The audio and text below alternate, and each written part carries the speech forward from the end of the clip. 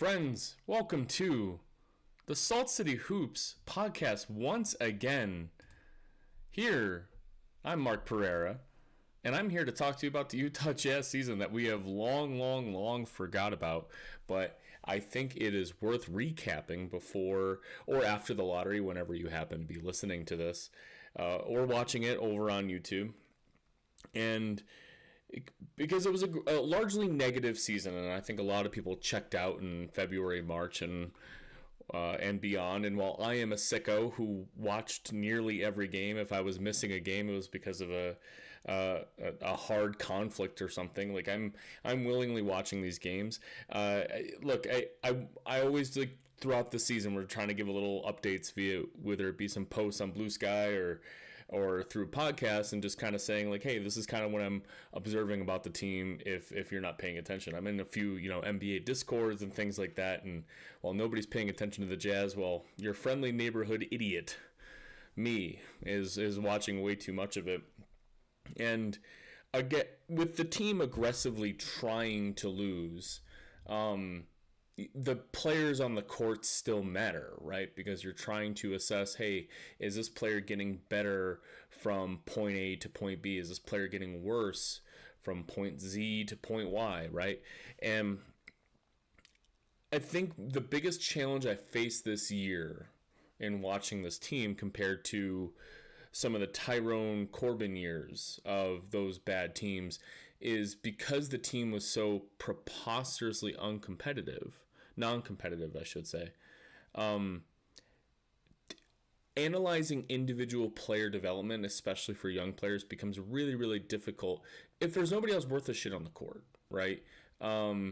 Just as like a quick example before we get too much into it, games were far more easy for me to assess how guys are doing out there and what lineups look like and who's what players fit together if Walker Kessler played. Like if there was just some semblance of a player who could just define an entire philosophy in and of himself, like that really helped.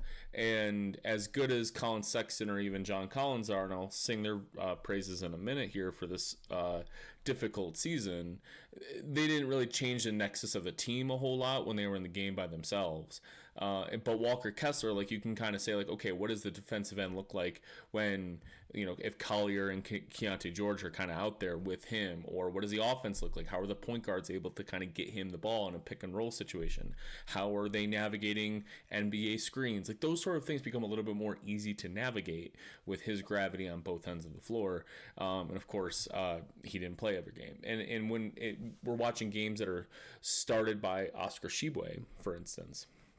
Right, that was actually only one game, but just as I remember that game because I live in Denver, and he started the game in Denver, and it was his first and only career start. He might have started another one towards the end of the year, actually. But those games are not as like easy to analyze the entire performance culture of what's happening with the guys around him, because you got two or three completely useless links on the team. You got Svi Mikhailuk coming in there, and he had a few heroic moments, but like his game is kind of like shitty isolation basketball or some of his best moments, right? Like, and so that was what was buoying the team instead of like, oh, we got a quality guy out there who could really hit some shots and build around. So if the team did not have quality players out there, you're kind of saying like, it can be hard to analyze a guy like Cody Williams, who I will excoriate later on for a lot of things. But is there a situation where Cody Williams is on a 35-42 win team and looks a whole lot better out there doing one or two specific things instead of having the entire ecosystem around him fail? So as the season went on, I tried to make sure that we were looking at large enough sample sizes and things because I can form aggressive opinions pretty quickly. Another spoiler, I've already given away a ton of spoilers on what I want to talk about today, but like Bryce Sensabaugh, I wrote off last year as just like what his conditioning and his shooting was poor, or at least for a player of his archetype, selfish, did not understand what was kind of happening in the court around him, and he evolved into someone with an actual tangible NBA skill that can be built on. And I'm curious where that can go.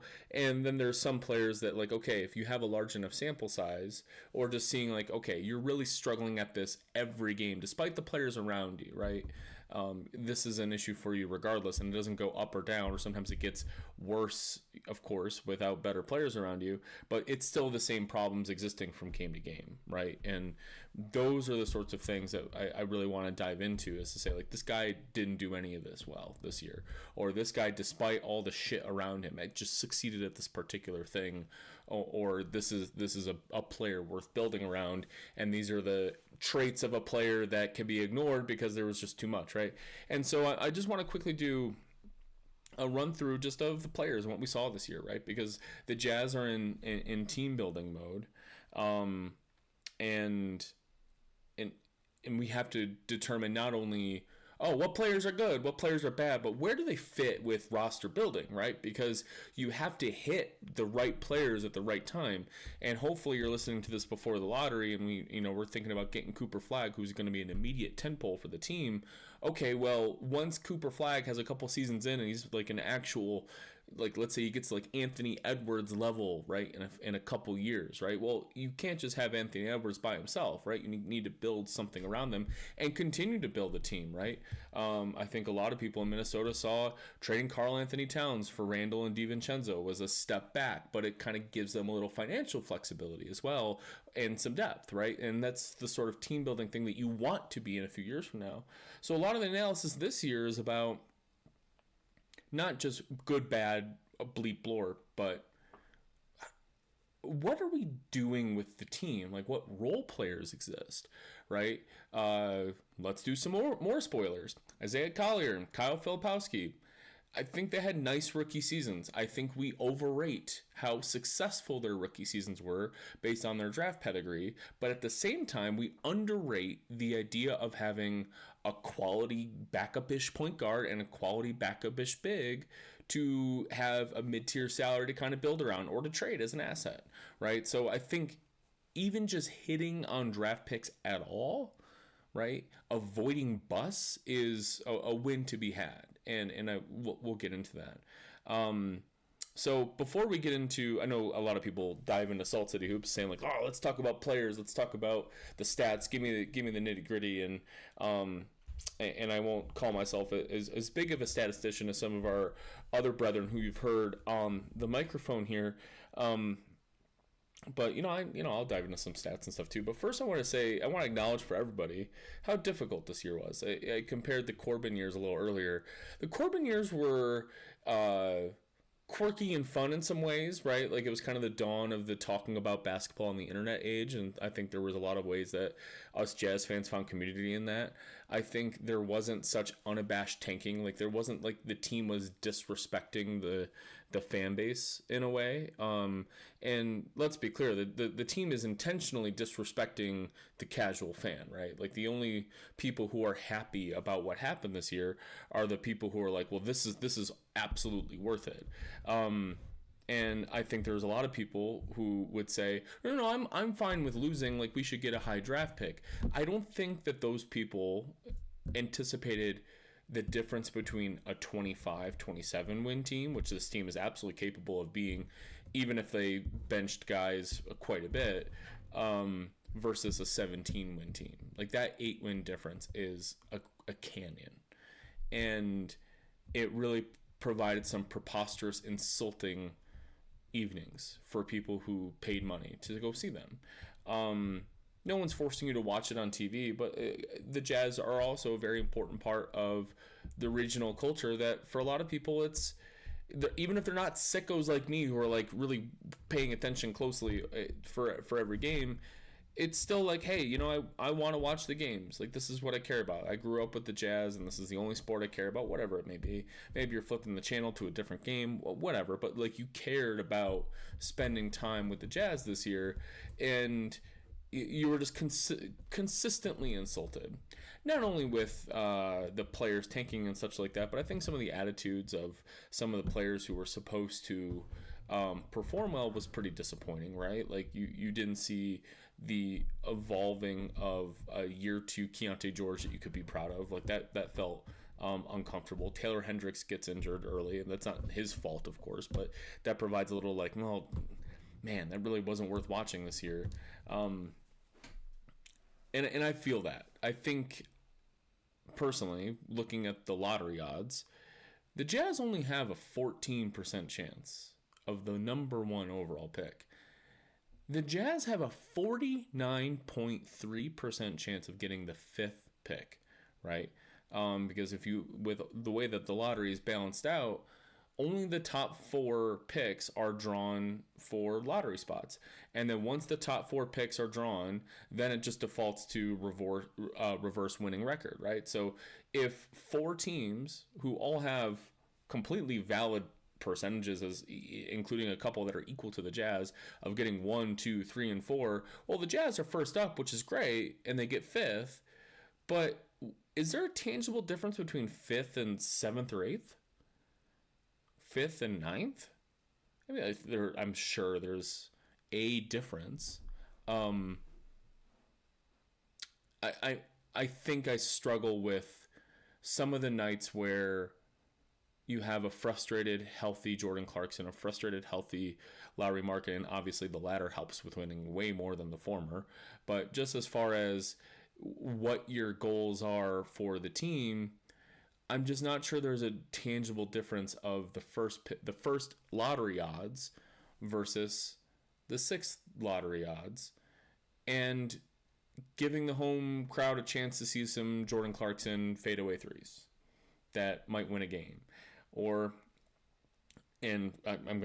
still full of spoilers, giving Lauri Markkanen a chance to continue to grow his deficiencies, right? Like, he didn't play very much this season, and maybe being on a home floor and having his home fans cheer him on would have given him a little bit more than what he showed us this year, instead of just nailing him to the bench because he might accidentally win you a game. I found that colossally disappointing, and if we get the number 1 pick, I think a lot of fans are going to say, well, it was all worth it. Of course, that's the whole point. We didn't do it for Wembanyama, and we did it for Cooper Flagg. It's just lottery odds. It's 14%. Like, we're going to have to get extremely lucky still. Not like, oh, we got 50-50 chance if we're the worst team. 14%. And there's some good players, 2 through 4, VJ Edgecombe and Dylan Harper, right? Like, there's some good players that are worth getting at 2 through 4, which, if the Jazz get those picks, it's like, okay, well, that's what you have the number 1 odds for, is to give yourself more bites at this high draft apple. But it's still 49.3% chance of not getting any of them, right? It's widely considered, by the way, a 4-player draft. There's going to be some all-stars who hit in this draft for sure after 4. Hopefully the Jazz get it if they do pick after the top 4. But I did find a lot of games this year to be pretty preposterous in the way that they were tanking. The Jazz even got fined 6 figures for benching Lauri Markkanen on a game that he was healthy. The NBA fines teams who were for benching prior All-Stars for rest or whatever for the player participation policy. And the Jazz actually got fined. They didn't get fined again, but I think the fines get way up there. They can get up to $1 million if you get really nasty with it. And I just want to open, before we get into like the team building and the stats and the players and everything, I just want to acknowledge that anyone who's listening to this and felt like this felt worse than what was worth it, like before we see the lottery odds, right? And maybe you're listening after the lottery and you're saying like, we're going to get Cooper Flagg, or we're going to get some other guy who's not in the top 4. Regardless, like, hopefully you're able to kind of bifurcate that a little bit, I think, because it's just lottery odds, and we have to be very stoic and unfeeling about what that might mean. But if you were watching the games this year and you felt like, wow, this sucked way more than I thought, I'm with you. I think it was a struggle not to just like watch the team lose, but like the way they lost games. A nice segue between the two things we're going to chat about today is so often this year, I found myself with my head in my hands thinking the way this team is losing is unsettling and horrible. the way they are losing. It's just turnovers all the time. And not, Isaiah Collier is dribbling into the paint and is trying to see if he can wriggle a pass in on the interior, and he's learning what the NBA big bodies look like. It's a Lauri Markkanen kind of evolving his post game, and he's getting it stripped on the interior because he's learning how to face double and triple teams or whatever. No, it's just players dribbling off their foot. It's players just throwing the ball away. It's players not getting 5-second calls. Things that are just, it just felt like the players didn't care. It felt like they were just kind of playing pickup hoops a lot of the time, and it felt unsettling. Like, why is the effort level for so many of these players who don't seem to realize you're another bad season away from not playing the NBA again, right? And you could see that players would perhaps bounce back a little bit, but they would lose games by preposterous shot attempts as well. Like, there were many times where nobody would touch the ball except for the player who dribbled the ball up the court. Or there was only one player who, like, maybe the guy who brought the ball up the court passed it to one guy, and he was the only one who touched the ball in the possession. Time management in some close games was just absurdly bad. Like, winnable games. And you can't just play them all on the young players either. I mean, if as much praise as we're going to talk about John Collins and Walker Kessler a bit, there were a lot of kind of boneheaded plays from those guys too. Lauri Markkanen had a lot of really silly stuff happen this year. And so you leave these games not feeling like, well, Jazz lost again, which is good, but I feel great about the things they tried. Like, I don't mind that Isaiah Collier had 6 turnovers because you could really see him figuring stuff out there. No, it was just all kind of walking through the motions. Just unsettling, boring, shitty basketball. And I don't think the Jazz fan base has a lot of tolerance for that, right? As much as it worries me, I think the Jazz are more susceptible. We haven't really have to be in this position often, but I think the Jazz are more susceptible to doing what plagued Detroit for so many years, right? Is making a big trade for a mediocre player, right? Detroit's trade for Blake Griffin. The only thing that kind of counterbalances that for me is that, like, I just don't think that the Jazz management staff are at all interested in that. That's not how they operate. They understand you're trying to maximize championship windows. There's a proper way to build things. I just don't know if team owner and lifelong fan of the Utah Jazz, Ryan Smith, has a whole lot of tolerance for this shitty basketball, right? Like, it's got to get better at some point, and he might just look around and be like, guys, I'm trying to get a bunch of taxpayer money just to build a bunch of new buildings in downtown Salt Lake City. I'm going to need a 40-win team to help sell luxury boxes or luxury experiences or whatever, right? And I think that's in part what drew the Utah Hockey Club purchase, right? And I think the Jazz are susceptible to earlier win now moves than other franchises, because I don't think this fan base is really going to tolerate a whole lot of that shit. So that's just how I felt this year. I love this team, man. I'm wearing a 97 finals hat for anyone who's just listening. I love, it's always going to be my favorite sport. I love the playoffs are wild right now. We're in the second round. But I just want to say that, repeat myself by saying, if you were going through it this year thinking like this really hurt, you're not alone. Even the people who are here to be a sicko like me also felt like, man, this was way worse than I thought. But hopefully Cooper Flag, or at least like a Dylan Harper type, is coming down here. Now, for today, I kind of want to balance the good with the bad. I want to kind of talk a good player than a bad player. And make sure we're not doing like four negative comments in a row or too much positive. And allow me to actually start. I'm going to start negative. Because I just got done being negative, but let's I think it's important to talk about Lauri Markkanen. And I understand that the goal going into this year was to give him just a ton of responsibility and say, like, look, we don't really have many other players on this roster, and we see what you can do for Team Finland. And we saw that, like, the burgeoning aspects of your game when you had a pretty solid teammates around you, where you could do some isolation, not necessarily isolation things. That is very much incorrect. But Markkanen was always a dependent threat. But there were moments where, like, he would get the ball in the catch with an advantage and really punish the hell out of defenses. And I just thought, like, okay, yeah, that's, if he has a little advantage, he is a wildly destructive force.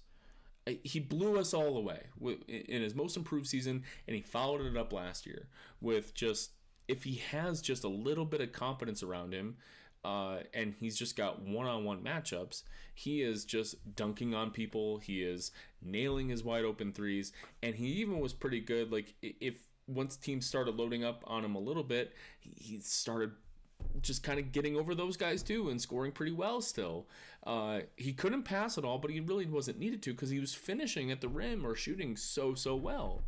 And it was just, if the play's going to finish with him, either it's a broken play or a planned play, he was doing well enough. So let's just torque it up a bit and see what he can do more with just the ball in his hands, right? And in isolation situations, if he's getting ganged up on, like, can he be a guy who can still score at a relatively efficient pace? We knew the efficiency was going to drop quite a bit. We knew he was going to have turnovers. We knew he's still going to learn how to pass the ball, but we saw where he can grow and see if this is going to be a thing. Maybe, here's what I was hoping. I was anticipating that he wasn't going to do well at a lot of these things, because it just has never really been a part of his skill set or what he was learning. But I would hope that we walked out of the season with one skill or one or two type of situational basketball things where you could give Lauri the basketball and just say, you're an all-star, do something, help us. One of my favorite Zach Lowe rants about Rudy Gobert, who is one of my favorite players. I got a poster of him behind me here. I love Rudy. And Tony Jones has said this for a long time. Rudy Gobert's defense is actually not the problem. It's his offense, because if you're going to pay a guy $1 trillion, and if you're going to be in high leverage playoff situations, there's going to be situations where you need to say, like, I'm going to give my $50 million player a basketball and say, like, please do something with it. And you can't do that. You can never do that with Rudy. And in fact, you would often have situations where, you have the Mavericks guarding Rudy Gobert with Jalen Brunson, right? Like, you'd have some sort of switch situation. He'd be right under the rim calling for the ball, but it's like, you might not even be able to trust him to just, like, give him the ball, because he's going to dribble it once and get it poked away. So bringing it all the way back to Lauri Markkanen, I walk away from this season having just zero confidence that there is any situation where you can just give him the ball and say, please do something. Our offense got screwed. We know that you are the best person in this situation to create baskets. Either you're going to be the one scoring, maybe you have a step back, maybe you've learned a situation where you can get to a spot and pass, like, where the help is coming and you can pass. There was never a situation where I felt comfortable that if he was getting the ball and everyone was just standing around because this was going to be a Lauri possession, there would be a planned isolation or just end of clock thing. He failed across the board, I felt. He could not finish at the rim at all. It was pretty horrifying to start the year. He got better as the season went on a little bit, but then he got shut down. We didn't really get to see the results of it. I don't think I'm being unfair. I think if you look at the stats here, he shot 35% on catch and shoot threes, right? This isn't just like, he got overloaded and didn't shoot well. Shot 34.6% on open threes. He shot 36% on wide open threes. Wide open threes. That's 6+ feet from the defender, according to tracking data. That can go up or down, but, like, still, that's wide open. Wide open is wide open. It's a pretty binary thing to look at. So So he struggled from shooting three. He only shot 57% from two, which has got to go way higher for a guy who's got his athleticism and verticality and he previously shown amazing finishing at the rim. It's not like he's getting to the rim being constantly flaunted by four guys. It was he couldn't get to the rim often, and I'm not expecting the 7-foot Lauri Markkanen to have a bag or something, but there were rare chances that you'd see two dribbles into a medium range little jumper at the baseline, right? Like there weren't even areas where I felt like, hey, he's gonna get to a spot here and hit a free throw line jumper. It was just as soon as he was facing opponents, even after a switch or something, he would just kind of stand there for a little bit and then try to get to the rim, but he didn't have the skills and the dribbling and the speed, whatever, of course, like he's never going to have that to get to the rim, and he'd really get into these awkward restricted area awfulness, or he'd end up getting pushed out all the way into long 2 or 3 point land, even if he would get the ball on the block and jack up horseshit.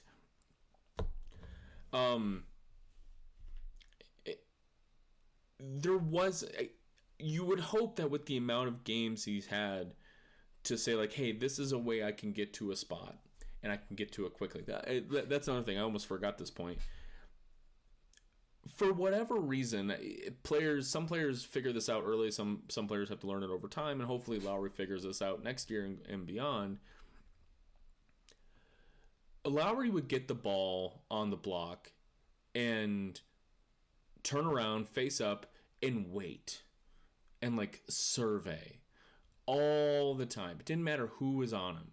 He never detected if there was an advantageous switch or a player that he could beat or a player that he was going to struggle against. He would just get the ball and survey all the time. And whenever Lauri just made a decision, and this is true for almost all players, but I expect my stars to do this. I expect my stars to understand time and place. Who's guarding you? What's expected to me? And if I have an advantageous defender on me that I can beat the hell out of, where's the good defenders? What do I have to worry about, right? I expect my stars to know that. Even if you're a dependent threat where you're always going to rely on other people kind of getting you the ball in spots, Klay Thompson type things, right? Like Klay Thompson's never just holding the ball. And Lauri held the ball so much. And I'm not talking Al Jefferson post-up style holding the ball. I would just say like he would always take a 2.5 to 3+ seconds to just think. And maybe all this processing over time is going to help him for next year. We got a great European tournament this summer. I believe it's Eurobasket, but it might be qualifiers. I'm speaking off the top of my head, so I'm wrong, but it's I think it's Eurobasket, and Finland is one of the host countries, so they're doing a 3 host country situation, and Finland is one of the host countries. So Lauri Markkanen will be a prevalent place in the summer.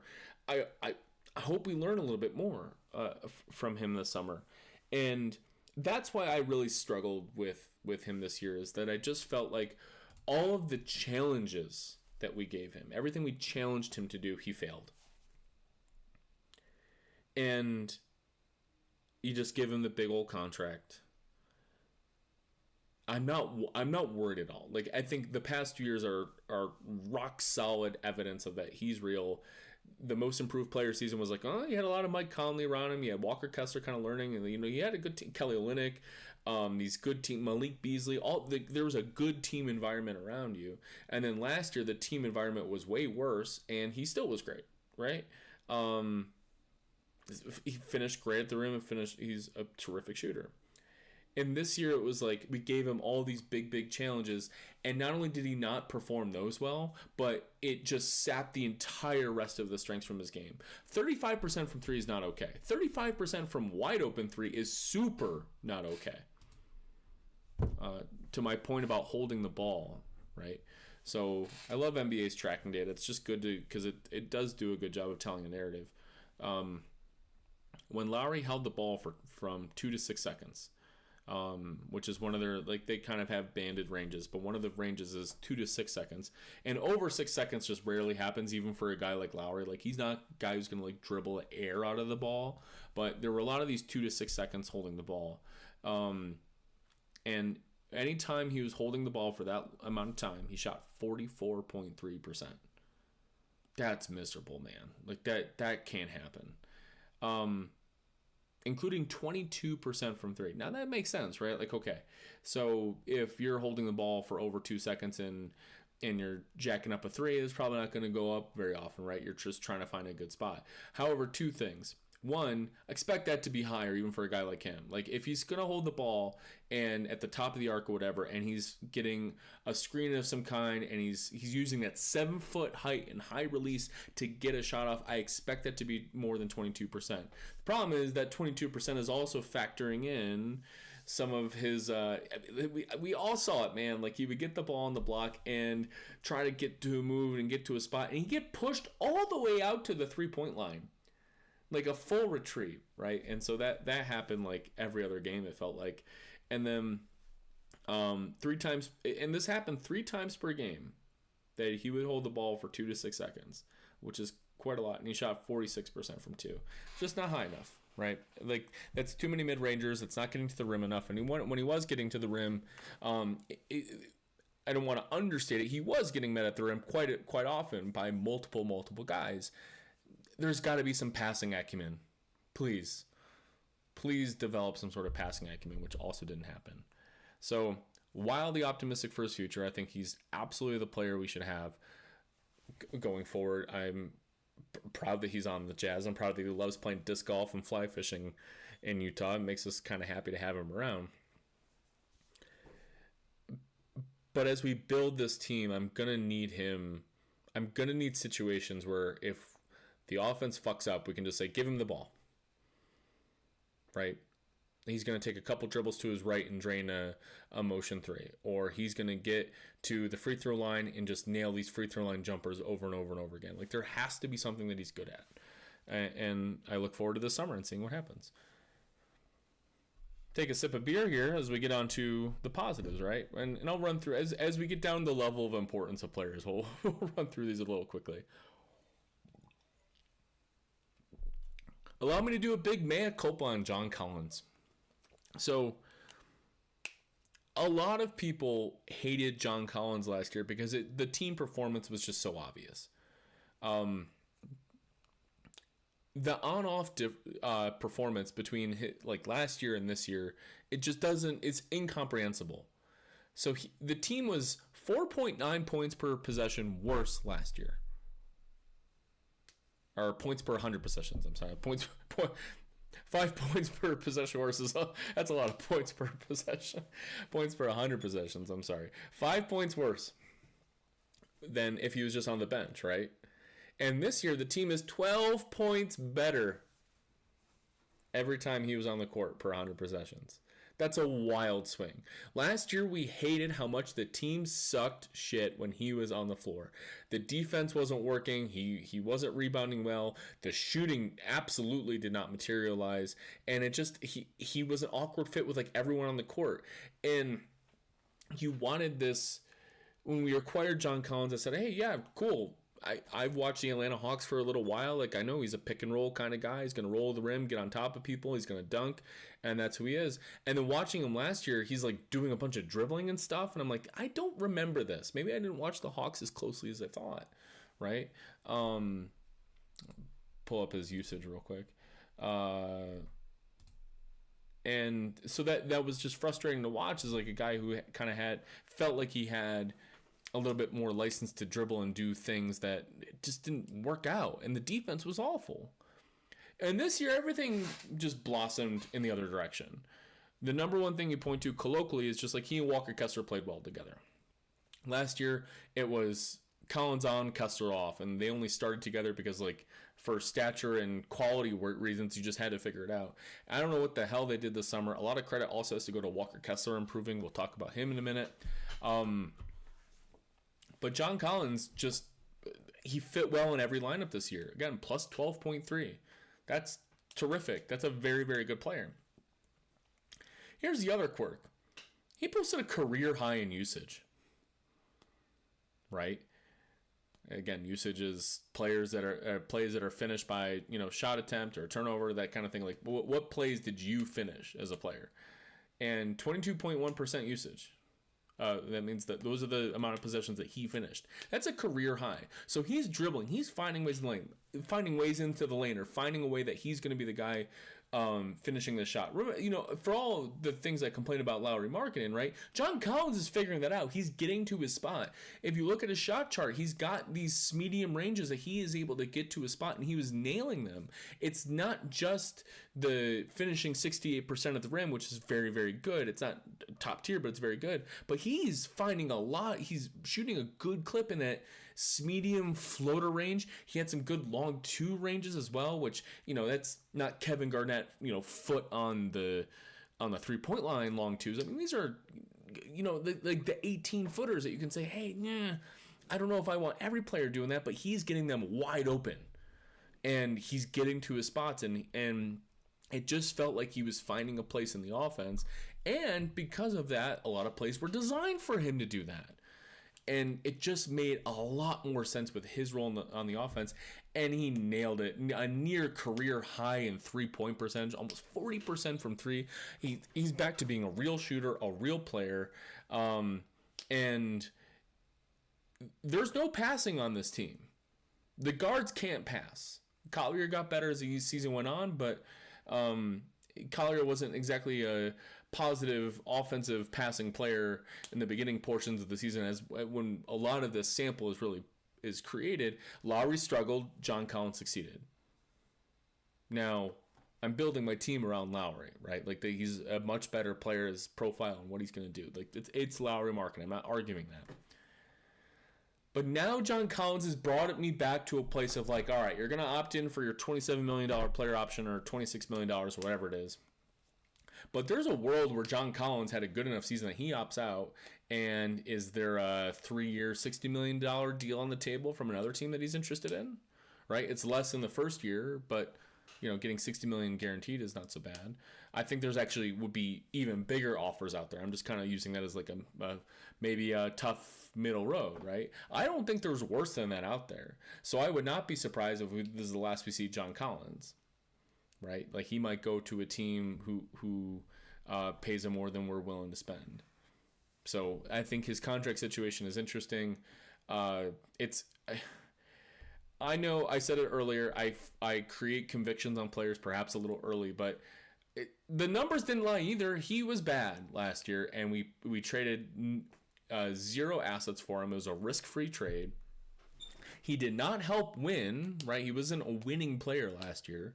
So whatever, it was okay. Now we have his contract on the books for salary ballast, and he just came out and said like, "Hey, actually, I might actually be worth something, in a trade market." And I thought teams could have used him at the trade deadline this year, held on to him, and Utah might lose him for nothing. We'll see. We'll have his bird rights if we actually do want to give him a contract. We don't have any salary cap issues as far as like whether we can offer him a contract or not. We'll see what happens. All right, let's get negative again. I don't know if I want to make a proclamation as to how much I believe in Keontae George as an NBA player or not. He might be good someday. I don't want to watch him anymore. I don't enjoy it. And this is more of a fan speak kind of thing, but I think the tales are consistent over time for a lot of different players, is I just care about self-awareness when it comes to quotes. And the thing that just made me absolutely cringe and tilt my head is, standard end of season, postseason availability, right? Postseason interviews. And a question was asked, hey, what do you want to work on, man? What are some areas of the game you want to improve? And for all of Keontae George's areas that he needs to improve, he called out that he wants to get better at kind of finishing mid-range shots after getting bumped by defenders, like the best guys you see in the playoffs, or something to that effect. Where I'm not sure if he meant like, hey, drawing bullshit fouls in the mid range, or hey, if you draw contact in the mid range, like just absorbing that contact and making the mid range, regardless if you get the foul call or not. And if you get the foul, then it's a good and one opportunity. Two things about that statement. One, he's actually kind of already good at that. Like if you look at his, like I'm looking at his numbers and his shot profile, he's actually pretty good at drawing fouls, and he's good at drawing fouls in the mid range, and he's good at getting and one opportunities in the painted area, which can include a lot of stuff at the rim too. Like, but that's an area of his game that he's kind of already good at, and he could get a lot better, and maybe could be his source of future in the NBA. But the dude can't shoot. Like, he can't even shoot wide open threes. And I've seen a lot of perplexing defensive backcourt players over the many years.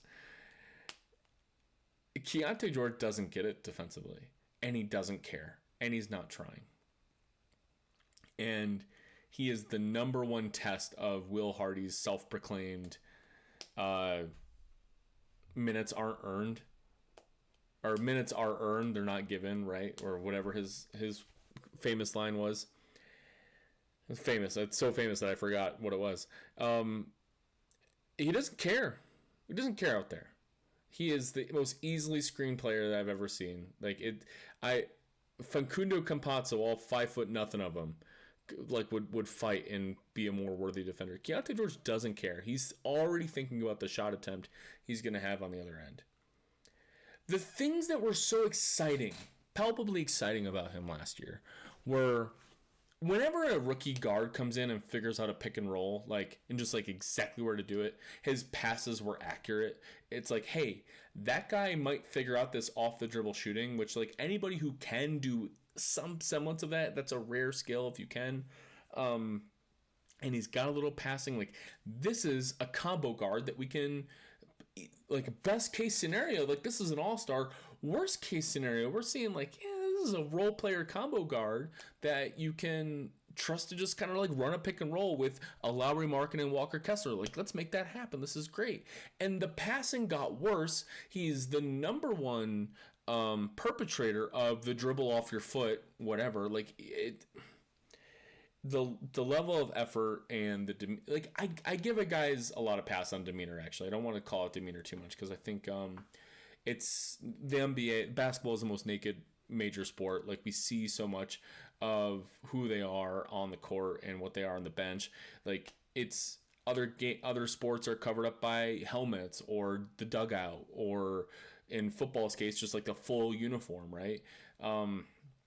And even in soccer, right? There's so many more players in soccer, and it's such a wide open space that a lot of time you're not seeing a lot of who a person is at all times. I think soccer comes pretty close to basketball, but basketball, it's a theater. It's you and 9 other guys, and when you're on the bench, the crowd is right on top of you. So I give guys a lot of pass on demeanor. That is to say, his demeanor also sucked. And it just, when I think about how much this season just kind of broke my heart and just didn't feel good. Keontae George is a big reason and a big part of that. He finishes okay at the rim. I think there's an offensive player here. I don't know how you teach a guy to care defensively. Caring defensively can hurt. You can get whacked by a screen. You can need some extra ice and some extra recovery time. You can get hurt. You can miss a few games because you were trying defensively. But that is what the difference is between having a nice rookie contract that gets you, $40 million, whatever, life-changing money for sure, and getting that second $50, $100, $150 million, which isn't just life-changing money. That is generationally changing money for your entire family and people and entire family to come, right?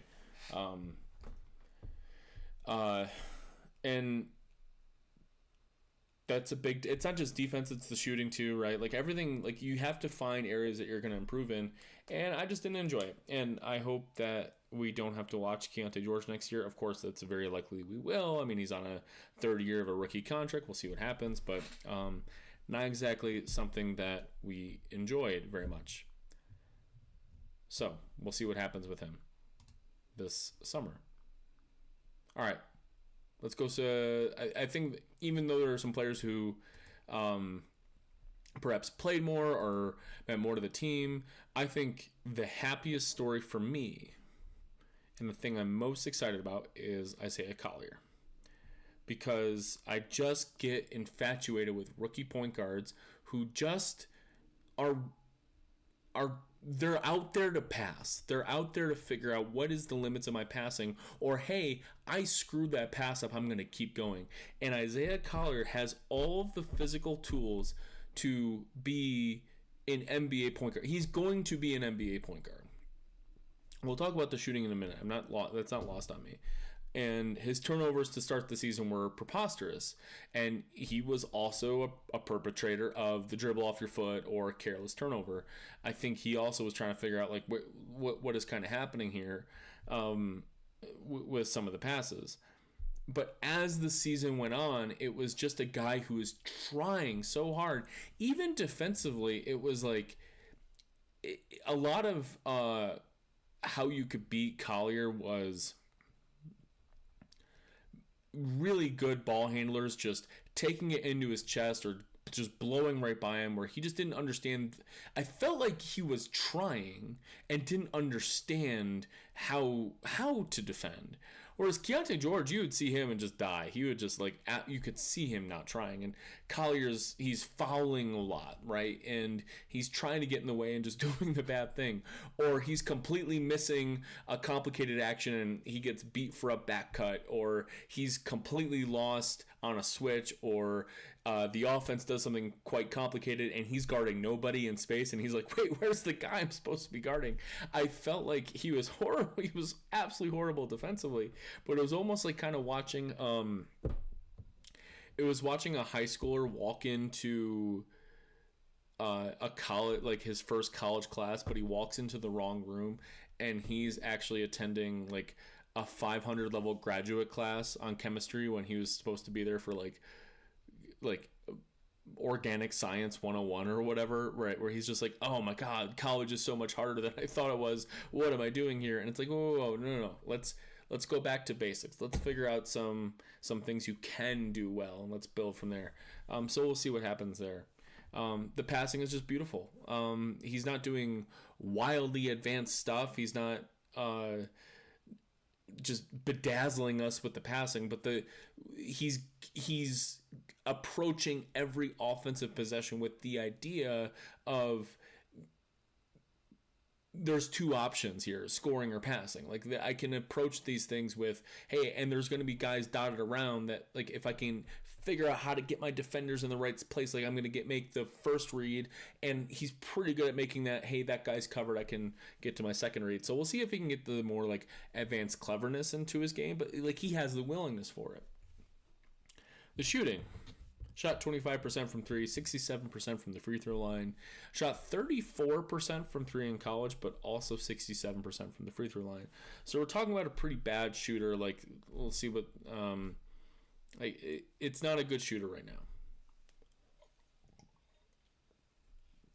That said, he's fast as all hell, and he finishes well at the rim. And I'm very much on record saying I care way, way, way more about young guards' ability to finish at the rim than I do about shooting. Now, there's some pretty broken shit that needs to be fixed. Like, we'll get there.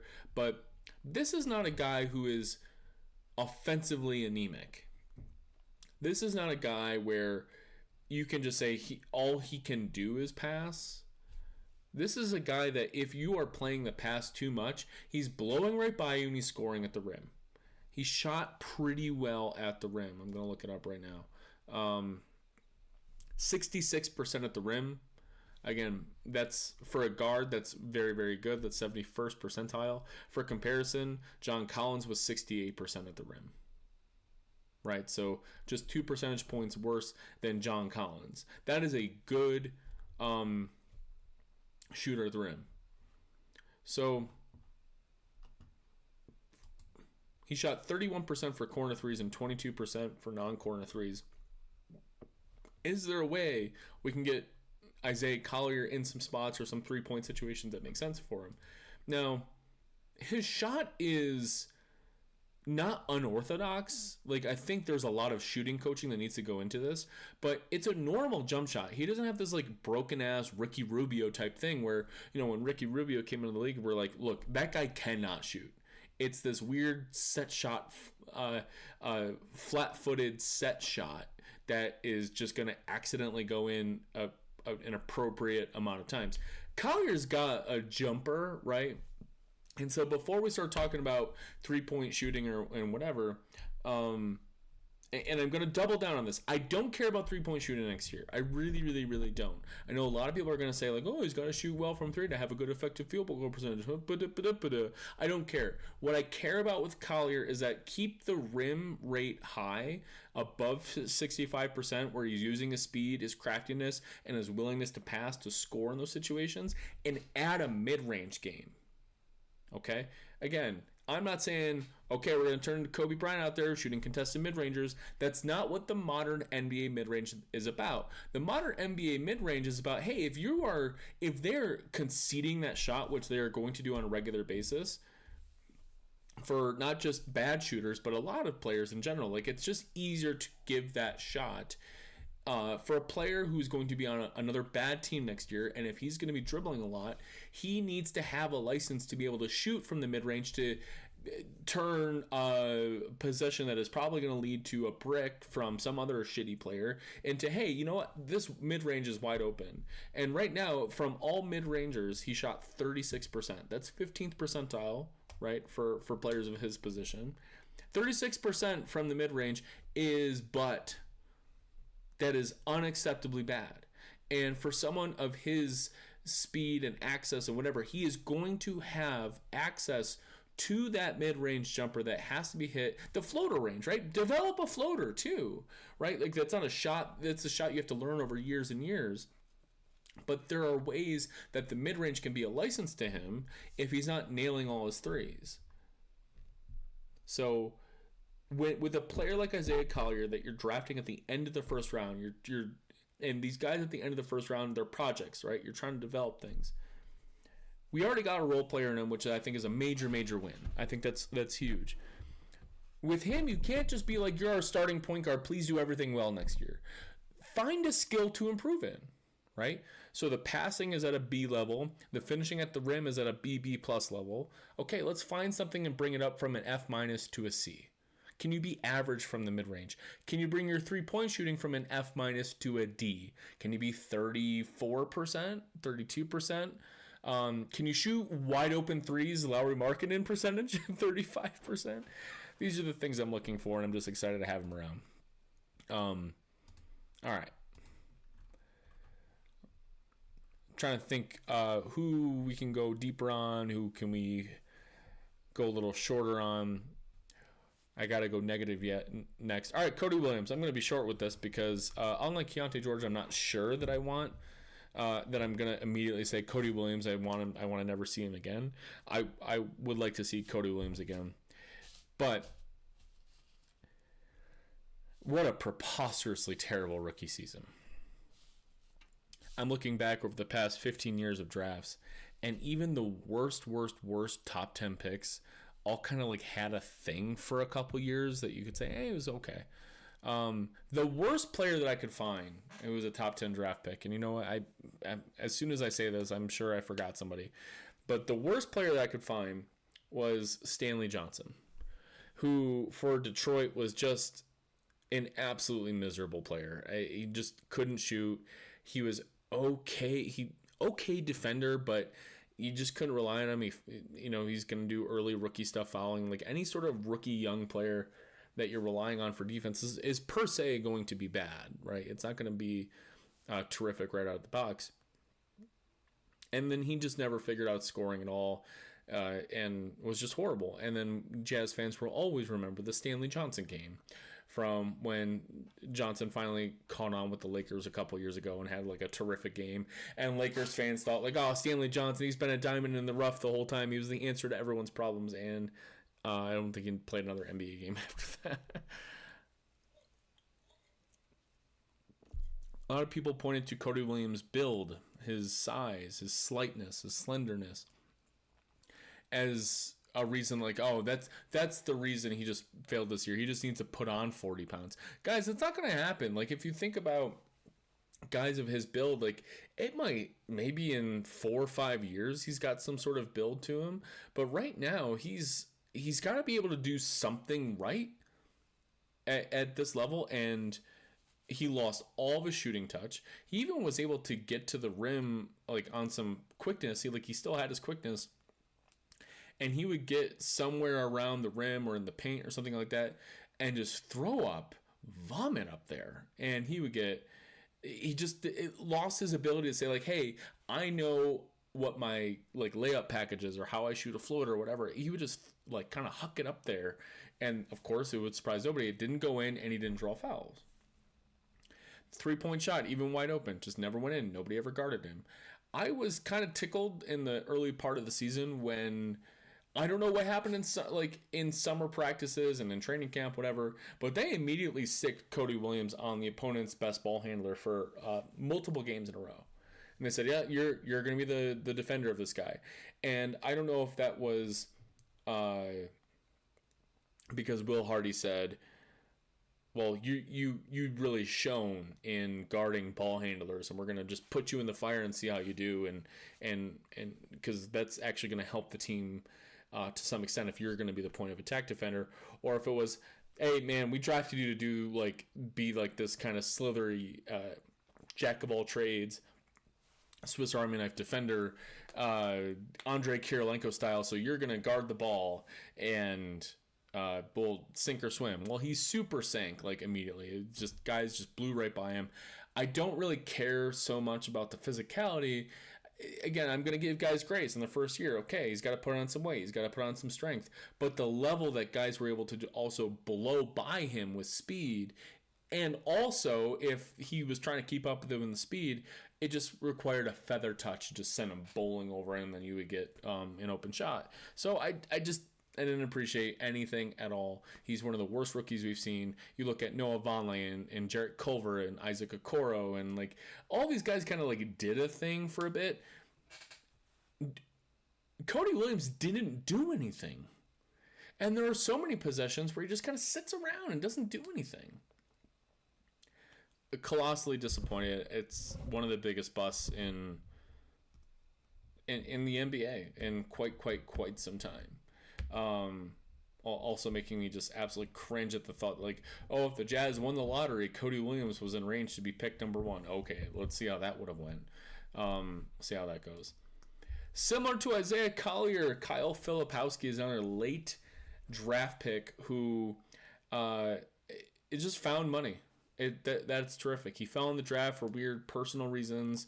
Maybe also a lot of teams in like his archetype, like, okay, we got this like 6'10", 6'11", slow-ish, he's not super slow, but like slow-ish footed guy who's a good passer, kind of okay shooter, scorer type, like what do we do with it?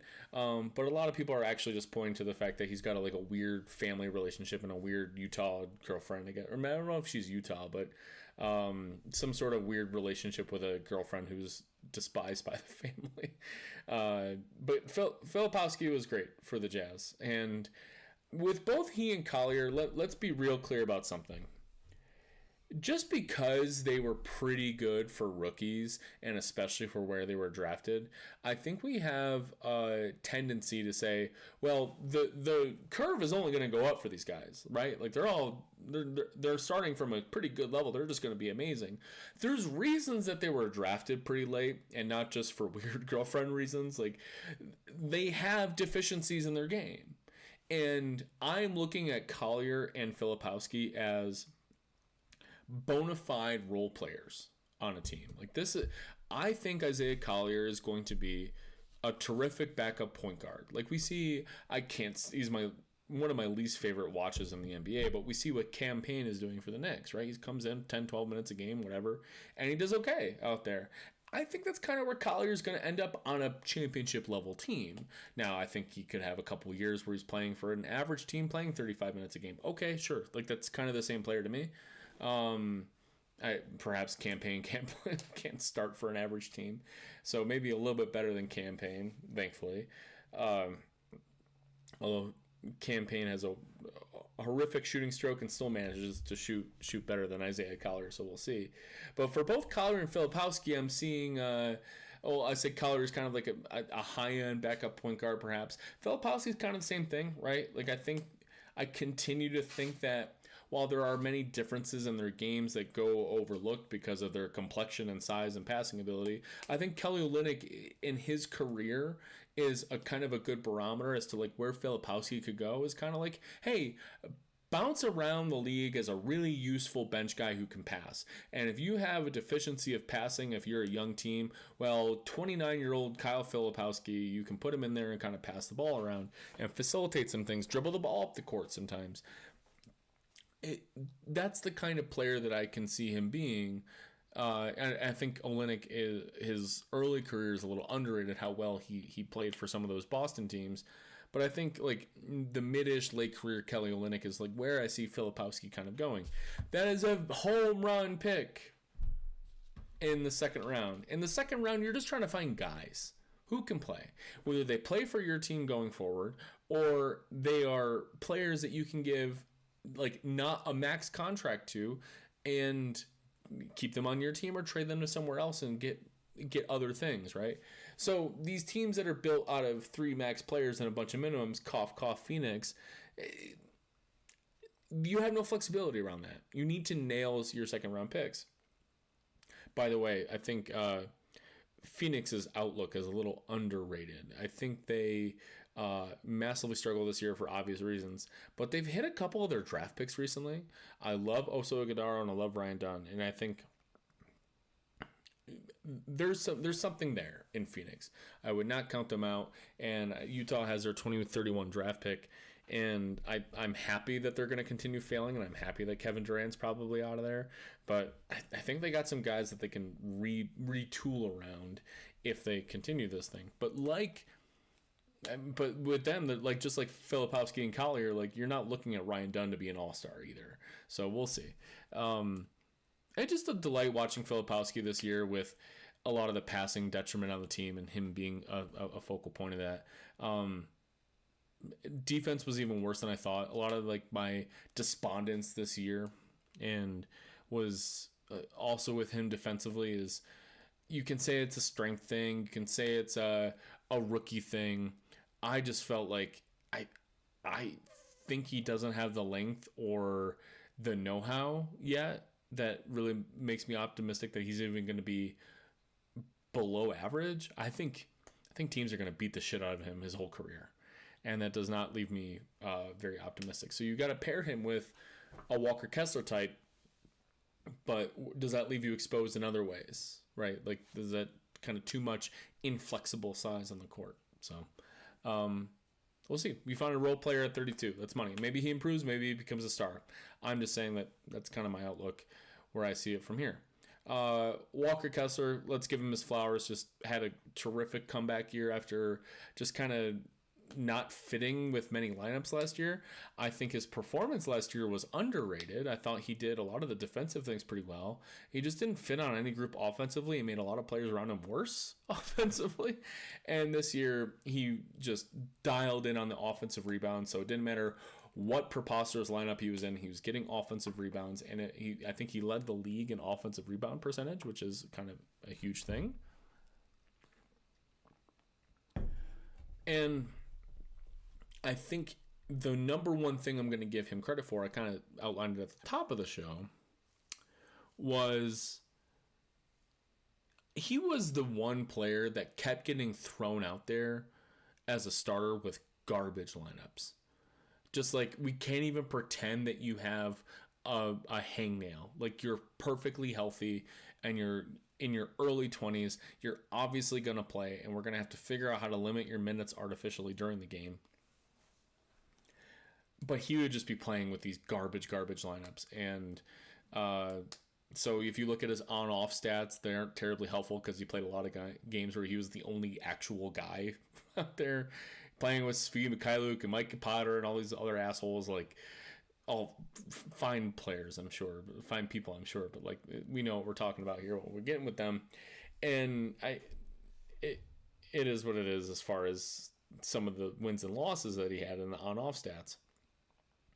But he's credited a lot, like he is credited that his outlook is better because of speaking to therapists and whatever. And the main question that we're going to talk about all offseason with Walker Kessler is not that, is he a good player or not? He's very obviously a very good player and terrific at the things he does, and like a player that you want on your team.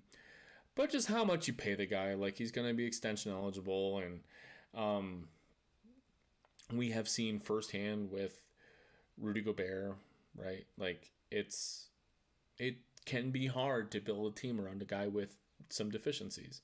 3-point shooting's ever going to come around, we'll see what happens. So,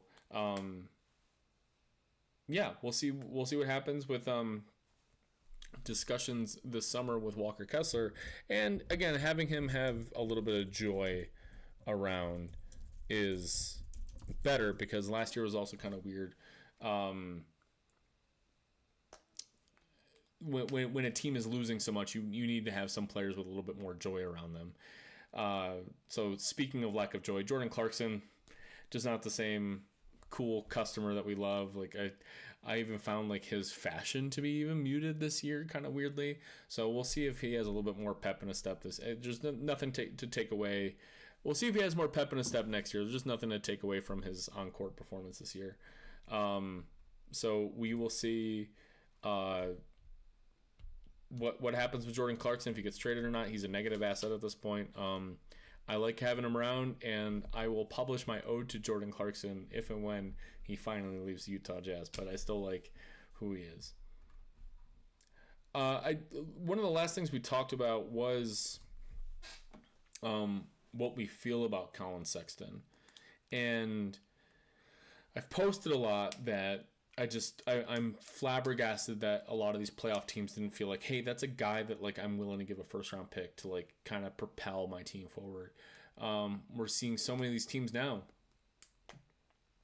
who are struggling because they could actually just use another ball handler who could get you an efficient point total. His efficiency is so underrated. I don't understand why teams are not like, hey, yeah, he's just a gunner and he's inefficient. He is wildly efficient. He takes correct shots. He's shot a career best from three, shot a career best from the free throw line. And yeah, he's not maybe a top tier starting point guard or even perhaps a starting level point guard because he has tunnel vision and doesn't pass when he should. But he still knows like the basic amount of passes, right? It's not like he's so blind all the time. He will careen into three players on the offensive end, and we saw it way more this year with how much how little talent was surrounding him. But I think he should get even more credit for that he was shooting as well as he did. It's the opposite of the Lauri Markkanen thing. He shot pretty well at the rim and from three and from everywhere, even though he was still having these wild forays to the rim with four guys collapsing on him. Like he didn't do that as often as perhaps his early young career, but he still had to do it every once in a while because he was the only guy who could freaking score on this team sometimes, and he was fine. So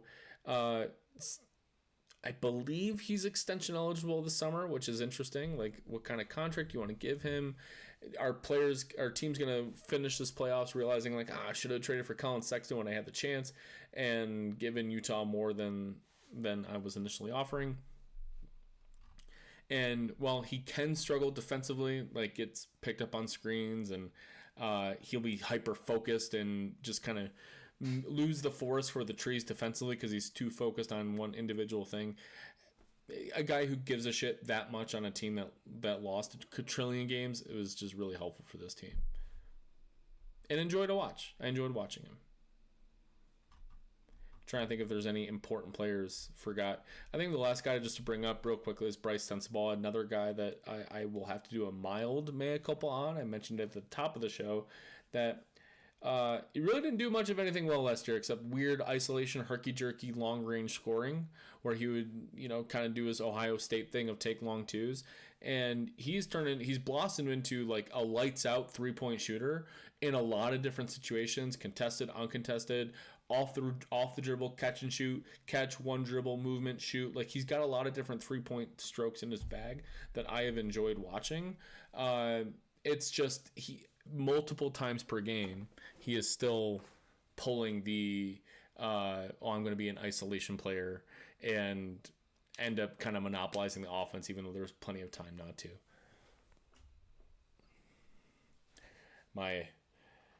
My reverse camera has suddenly gotten cloudy for a second. There we go. Okay.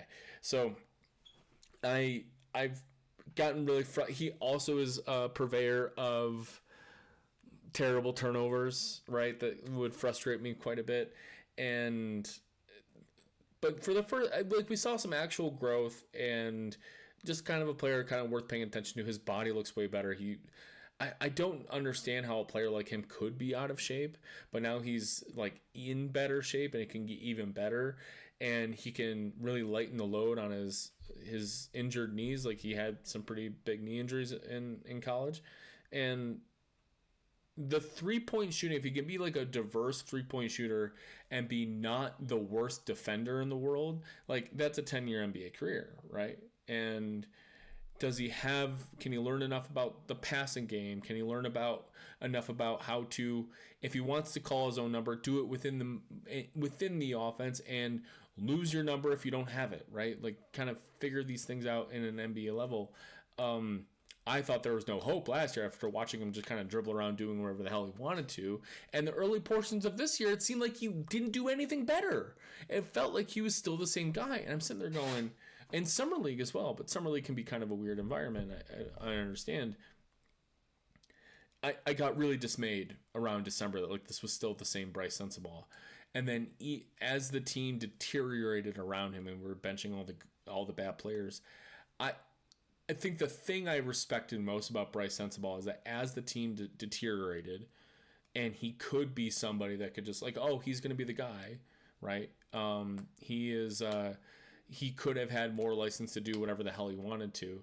He almost started playing with himself even more. I think it helped that he was consistently glued in a bench role. He had only a handful, or maybe more than a handful of starts this year, but his minutes, he wasn't just gifted 40 minutes. And so I think he always was kind of keeping conscious of, well, these are the things I'm out there to do. I have a skill. And contrary to Keontae George, he's finishing his postseason interview saying things like, hey, yeah, I have to be a better, defender, right? Like I believe he's one who called that out as something for him to improve. And I just like that self-awareness because it tells me that, hey, there might be some optimism on what he's going to be next year. And he's going to follow a positive progression path. He is going to kind of be up and to the right. Keep on plugging along. And we only saw Elijah Harkless for 10 games, but I thought he was pretty good. Maybe a guy worth poking a look at.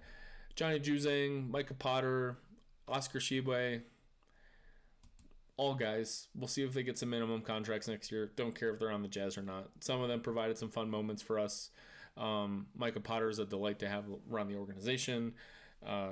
Juzang improved quite a bit this year. I just don't really care. Like we didn't pull a guy off the scrap heap and all of a sudden be wowed that we actually found something. So that's my season recap.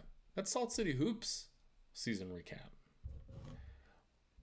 It's Sunday night as we're recording this. We got the lottery tomorrow. I'm hoping, work and family obligations permitting, I can actually do a live stream of the lottery tomorrow. We'll see what happens with that. We're all open for Cooper Flag, but regardless of what happens, it'll be a very interesting summer on how to build around the successes and failures of various players this year. Keep an eye on Lauri Markkanen and what he does for Team Finland this summer. Hopefully he's able to play. And hey, Markkanen is also trade eligible. I don't think that's very likely to happen, but unlike last summer, there might be some things in the wind as far as Markkanen's trade availability. And from there, I'm just excited to see some ping pong balls tonight, whenever you're listening to this. So, I hope you liked my breakdown of these various players, and that's all I got. Hopefully I didn't forget. I don't think I forgot anybody. But hit me up on Blue Sky or YouTube comments and yell at me. Tell me what you think. Tell me if you disagree. Tell me what you're optimistic about. Tell me what you feel or you felt about last season's Jazz and the season to come. My name is Mark Russell Pereira. I will see you soon. Go Jazz.